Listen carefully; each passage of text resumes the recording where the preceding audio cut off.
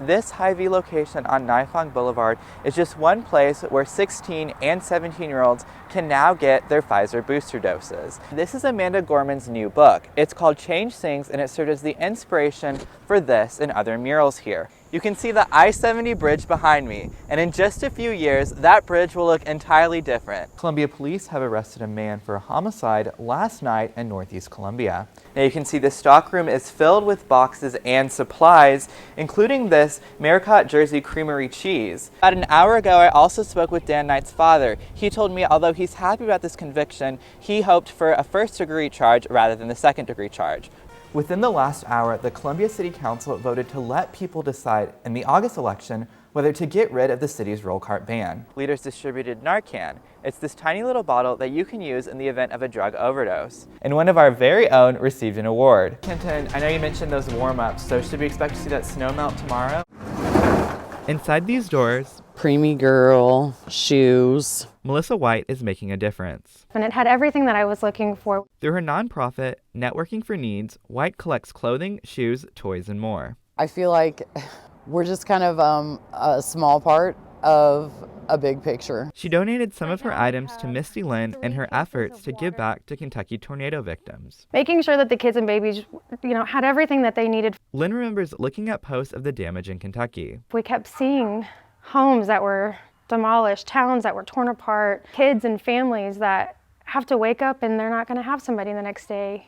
The heartbreak was a wake-up call. And it put a drive in me that I'd never have. She decided to collect donations for victims and their families. Batteries, I didn't think of batteries. She posted about her effort on Facebook and saw an outpouring of support.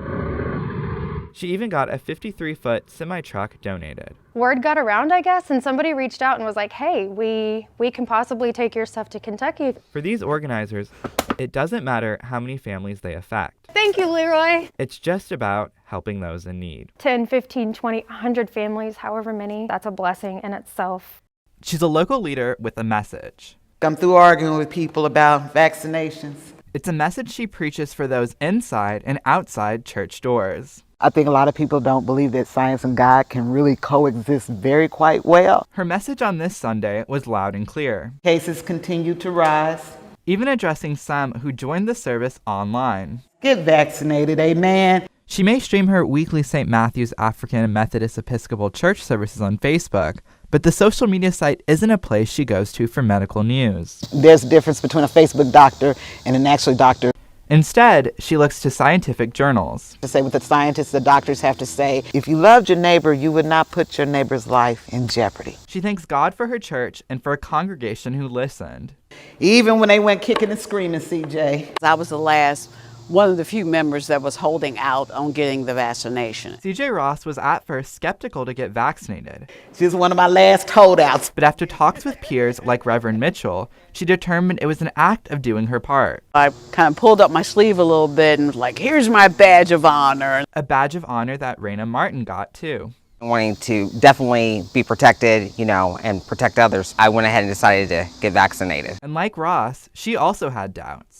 I was very reluctant to get vaccinated. Reverend Mitchell helped set up a vaccination event here at the church, and she addressed member concerns. Ross wanted to wait until the Johnson & Johnson vaccine was approved, but she got her Moderna vaccine at the church because the event was convenient.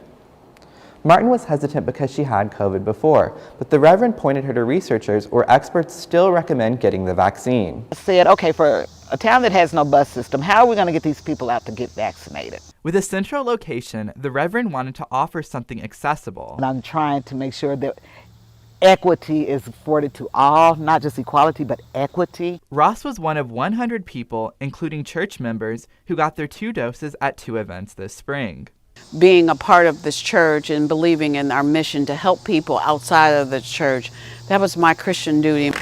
100% of St. Matthew's 74 members are fully vaccinated. Our church, even though it's here in this little small community, we took a stand. You done for me. Iwana Galiska is hard at work making pierogies at her restaurant, Cafe Poland in Columbia, while showing her support for Ukraine. Honor Ukraine. Yeah, it's like God bless America. So far, over 3 million refugees have fled Ukraine, with more than 2 million headed to Poland, where Galiska is from. I moved here at age 51. Yeah, and I miss my country. Every day, she talks to her mother in Poland over the phone.